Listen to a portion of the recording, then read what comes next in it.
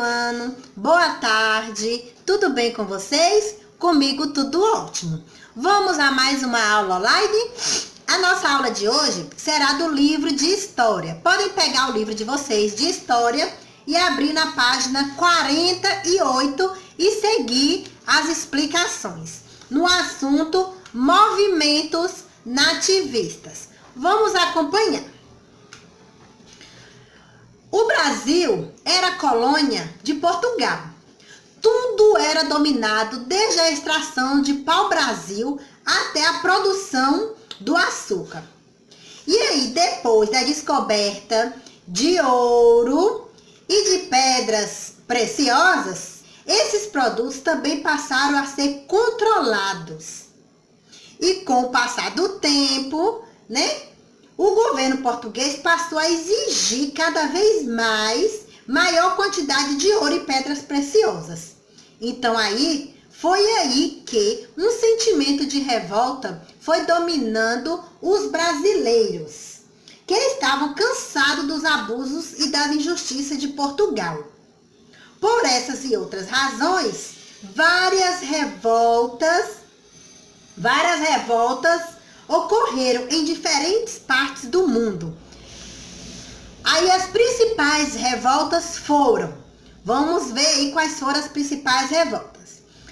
A revolta de Beckman, no Maranhão, em 1684. Depois, a Guerra dos Emboabas, em Minas Gerais, em 1708. Guerra dos Mascates, em Pernambuco, em 1710. Revolta de Felipe dos Santos, em Minas Gerais, em 1720. E a Inconfidência Mineira, em Minas Gerais, em 1789. Vamos ver cada uma dessas revoltas, a explicação que se dá, o local onde aconteceu, quem era o chefe, as causas. Vamos ver cada uma delas, tá bom?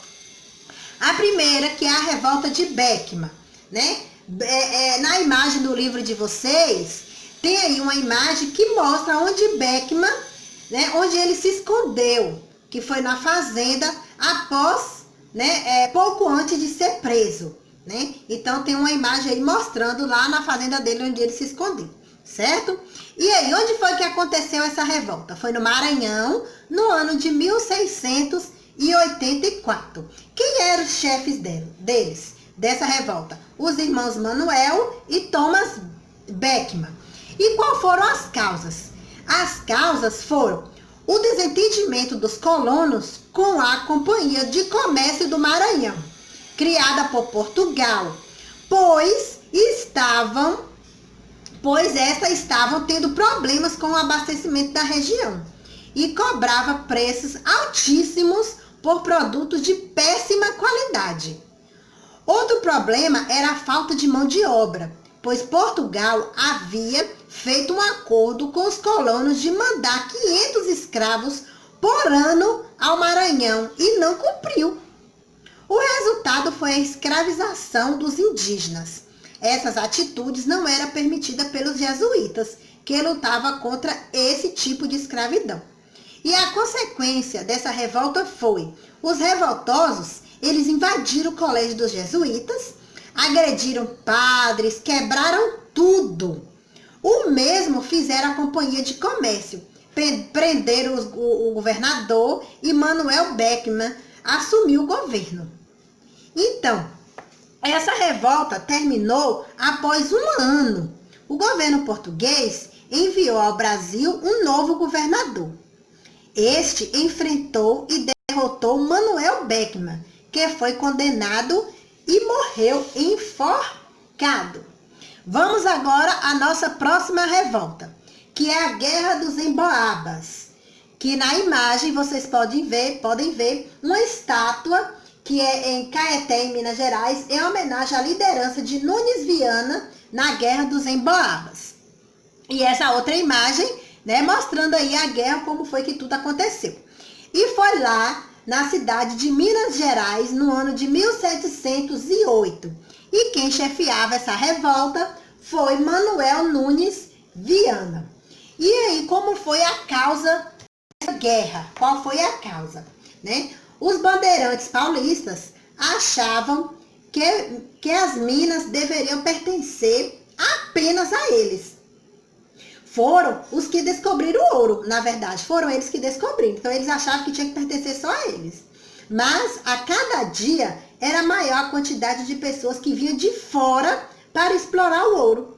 Com isso, os paulistas ficaram revoltados e passaram a chamar essas pessoas de emboabas. Gente que vem de fora, que são os forasteiros, né? Emboaba significa isso. E aí eles ficaram chateados. E a consequência, o maior combate aconteceu no local que ficou conhecido como Capão de Traição, porque os paulistas caíram em uma emboscada, ou seja, foi numa cilada, preparada pelos emboabas, que prometeram deixá-los livres caso se rendesse. Foi o que os paulistas fizeram. Mas logo que entregaram as armas, foram todos mortos por emboabas. E essa guerra, né, a Guerra dos Emboabas, ela terminou porque o rei de Portugal decretou que os paulistas fossem expulsos da região e a coroa portuguesa ficasse com o direito de explorar as minas. Então foi aí que se deu o término da Guerra dos Emboabas. Vamos à próxima, que é a Guerra dos Mascates. Vocês estão vendo aí, né, os trabalhadores, eles trabalhando, e na próxima imagem é a Guerra dos Mascates, né, uma litogravura de Emil Bausch, do século XIX.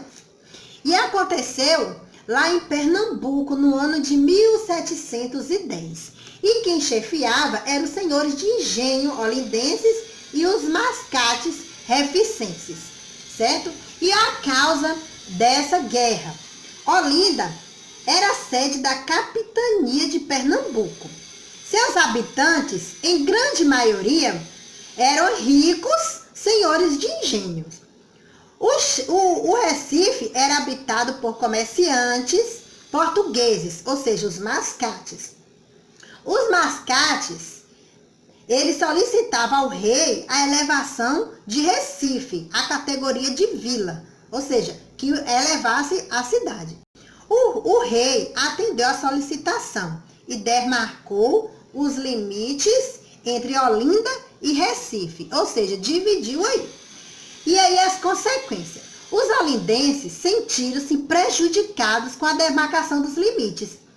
Revoltados, invadiram Recife, lançaram a ideia de um governo independente e quebraram o pelourinho, que é o símbolo de autoridade e poder, certo? E quando foi que terminou? Como foi que terminou? Os chefes dos olindenses foram presos e enviados para Lisboa, que Lisboa é a capital de Portugal. E seus bens foram confiscados pelo governo, ou seja, seguraram os bens deles. O Recife tornou-se a sede da capitania de Pernambuco e deu-se fim à Guerra dos Mascates.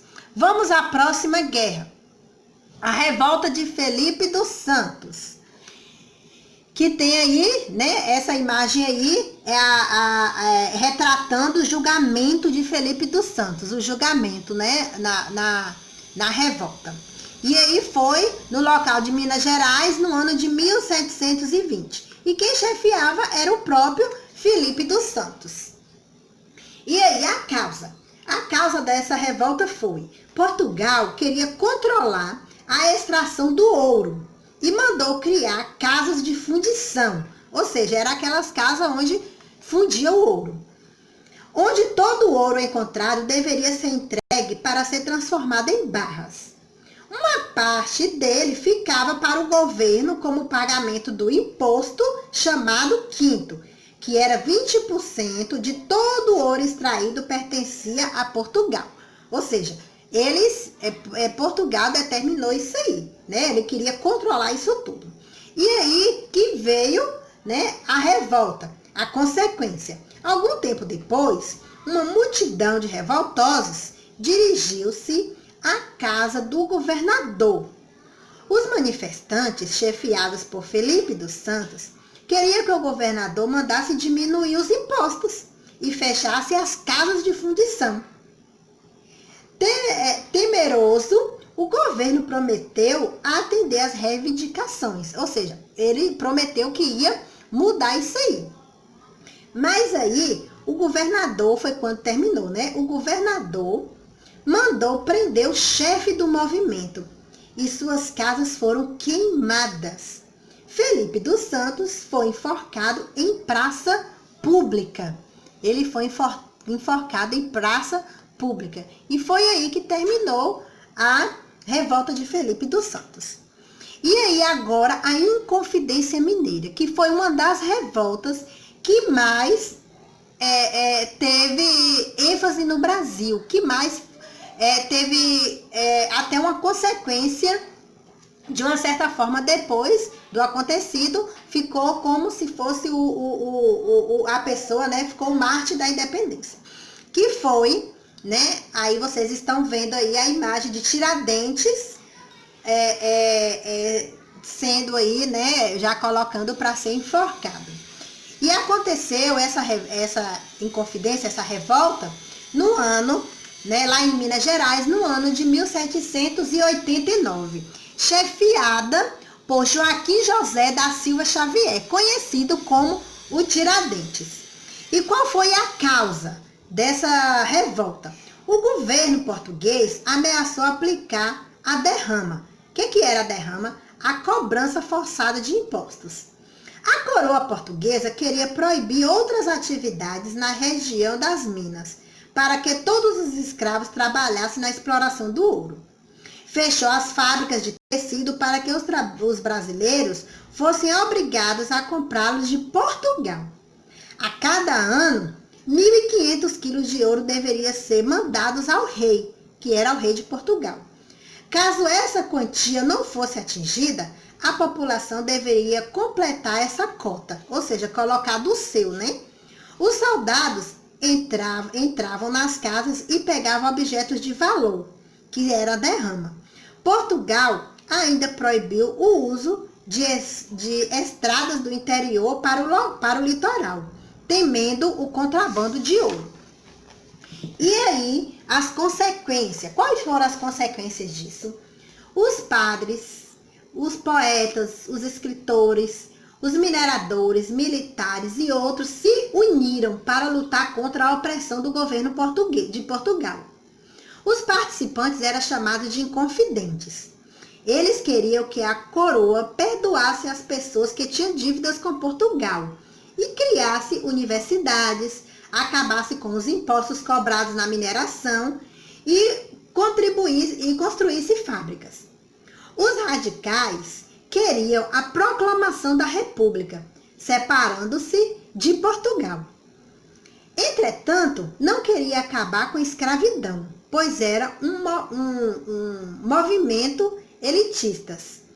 Os planos dos inconfidentes foram denunciados por Joaquim Silvério dos Reis, que traiu o movimento em troca do perdão de suas dívidas. Ou seja, eles tinham um traidor no meio deles, que era esse aí, Joaquim Silvério dos Reis. Ele escutou todo o plano e chegou para a coroa portuguesa e falou. E aí foi quando terminou a Inconfidência Mineira. O governador mandou prender os inconfidentes e alguns foram expulsos do Brasil, outros condenados à prisão perpétua. E Joaquim José da Silva Xavier, que o Tiradentes, que era o chefe da Inconfidência, foi condenado e enforcado no dia 21 de abril de 1792, no Rio de Janeiro. E aí foi aí que esse dia ficou marcado como o dia da Inconfidência Mineira, que é até feriado no nosso Brasil. E aí Tiradentes, que é o mártir da Inconfidência Mineira. Como vimos, as pessoas que participavam do movimento, os inconfidentes, eram brasileiros, idealistas e cultos, pertencentes às classes abastadas, ou seja, eram ricas, que tinham o apoio dos padres, dos militares. Entre os inconfidentes estava um homem simples do povo chamado Joaquim José da Silva Xavier, o apelidado de Tiradentes. Tiradentes recebeu esse nome por ter aprendido com seu tio, que era dentista. O ofício de Tiradentes, que era Tiradentes, Exercia também as profissões de mascates, garimpeiro e alfres de cavalaria. Quando o movimento foi denunciado por Joaquim Silvério dos Reis ao governador de Minas Gerais, o Visconde de Barbacena, este ordenou que prendesse os revolucionários. Porém, Tiradentes foi condenado à forca.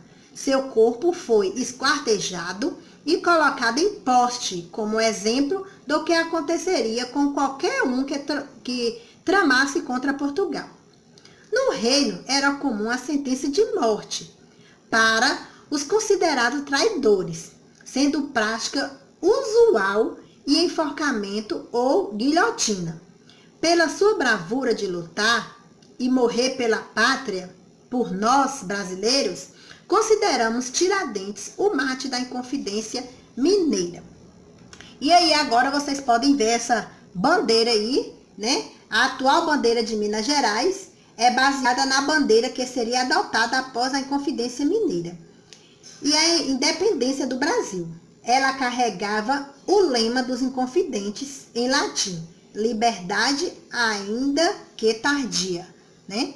E essa foi a nossa aula de hoje. Vocês vão fazer agora a atividade da página 52 até a página 53, certo? Vocês vão fazer aí a atividade, a página 52 e 53, tá bom? Beijos, fique com Deus, até a próxima aula. Tchau, tchau.